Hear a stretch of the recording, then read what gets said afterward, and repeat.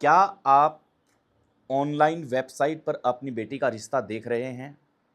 क्या आप online website पर अपने बेटे का रिश्ता देख रहे हैं? तो सावधान हो जाइए, सतर्क हो जाइए, क्योंकि ऑनलाइन जो चीज़ हमें दिखती है, दरअसल वो चीज़ होती नहीं है।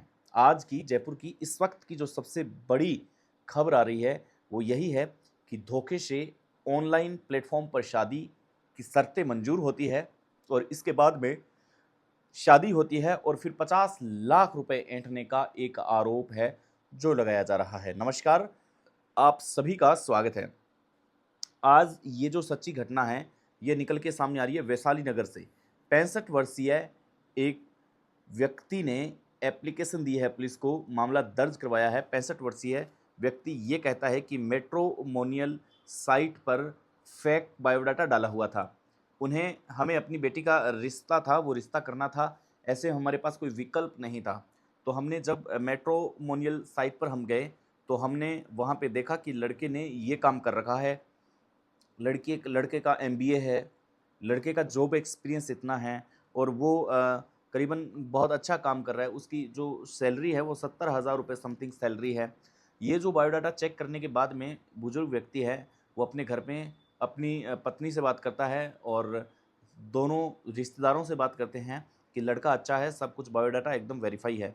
इसके बाद में उसकी बेटी को जब बताया जाता है, तो बेटी कहती है कि बिल्कुल, अगर आपने देखा है तो आपने हमारे हक के लिए ही देखा होगा, और बेटी का यस आ जाता है। इसके बाद में उससे मिलने की मीटिंग है वो फिक्स होती है। लड़का मिलने के लिए आता है तो उसे जाली डॉक्यूमेंट बता दिया जाता है और विश्वास भी कर लिया जाता है कि हाँ, मैट्रिमोनियल पर डाला है तो ज़ाहिर-सी बात है कि वो एकदम सही है और उसमें कोई इश्यू वाली बात नहीं है, कोई दिक्कत नहीं है।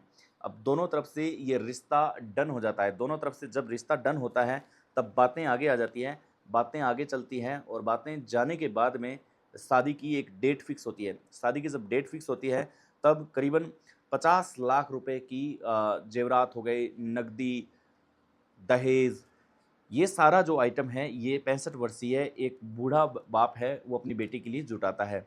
जब उसे पता चलता है कि कुछ दिक्कत है, प्रॉब्लम है, वो होने लगी है और किराए का मकान पे ये रहने वाला ये लड़का था, अपनी पत्नी को किराए के मकान में ही छोड़कर भाग निकला है। वापिस वो नहीं आ रहा है क्योंकि उसका कुछ था ही नहीं, किराए का एक मकान था, सबूत उसने कुछ छोड़ा नहीं और उसको छोड़ के वो भाग निकला है। जब पता चला कि इस प्रकार की जो बातें हैं, वो बातें सामने आई, इसके बाद में शादी के बाद में 2 महीने बाद में जब ये बात होती है कि भई इसने धोखा किया है, इसके पास दरअसल ना खुद का मकान है, ना कुछ और है। ऐसे में किसी और लड़की से भी ये संपर्क में है। न जाने इसका कितना पुराना काम है कि ये नई-नई लड़कियों को फँसाता है, उसके बाद में शादी करता है और पैसे लेकर के भाग जाता है। तब ये बात सामने आती है, तब वो एक छोटी-सी पंचायत करते हैं, लोग इकट्ठा होते हैं। फिर एक बॉन्ड साइन होता है। बॉन्ड साइन होने के बाद में ये बताया जाता है कि भई अब बॉन्ड साइन हो चुका है, अब कोई दिक्कत वाली बात नहीं है। अब जो सारी शर्तें हैं वो मंज़ूर कर ली जाएगी। जितने पैसे देने होते हैं उतने पैसे हैं जो दे दिए जाएँगे। जब अब ये बात यहाँ तक आ जाती है, तब लड़की ने सोचा, लड़की के माँ-बाप ने सोचा कि ठीक है, बातें सब कुछ सही है, बॉन्ड साइन हो चुका है, अब कोई इश्यू वाली कोई दिक्कत नहीं है, कोई बात कोई प्रॉब्लम वाली नहीं है। अभी तक भी कानून के पास नहीं गए थे, क्योंकि उन्हें विश्वास था कि अब कुछ स्थितियाँ हैं वो सही हो जाएगी। लेकिन इसके बाद में लगातार वो मारपीट करता अपनी पत्नी के साथ में और किराए के मकान में शराब के नशे में धुत होकर के शाम को लौटता। ये बात तब पता चली जब लड़की ने बताया अपने घर में कि उसे 4 से 5 दिन हो चुके हैं, अभी तक वो वापस नहीं लौटे हैं और ना फ़ोन उठा रहे हैं, उसका फ़ोन भी नहीं लग रहा है और जब रिंग जाती है तो वो उठाते नहीं हैं। माँ-बाप चिंतित हो गए, वो अपने बेटी के पास आए, तब उन्हें ये पता चला कि भई बेटी है, जहाँ रह रही है, जिसे हम किराए का मकान जिसे हम खुद का मकान समझ रहे थे, दरअसल वो किराए का मकान है। इसके बाद में जब बॉन्ड साइन हुआ, तब उन्हें ये बताया गया कि मैं बॉन्ड साइन करता हूँ, अब थोड़े ही दिनों में एक नया घर ले लिया जाएगा, जिसके वो घर मेरा होगा। ये सारी बातें उन्हें पहले भी पता थी, लेकिन पहले वो कानून के पास नहीं गए थे। अब 4 से 5 दिन हो जाते हैं, बूढ़ा बाप है 65 वर्षीय, वो भी कॉल करने की कोशिश करते हैं, लेकिन कोई रिप्लाई नहीं आता। इसलिए वैशाली नगर थाने में सॉरी माफ़ कीजिएगा, चित्रकूट थाने क्षेत्र में ये जाते हैं, चित्रकूट थाने क्षेत्र में, और जाकर के अपनी फरियाद सुनाते हैं प्रशासन को कि इस प्रकार से 50 लाख रुपए तक की चपत है वो लगा चुका है।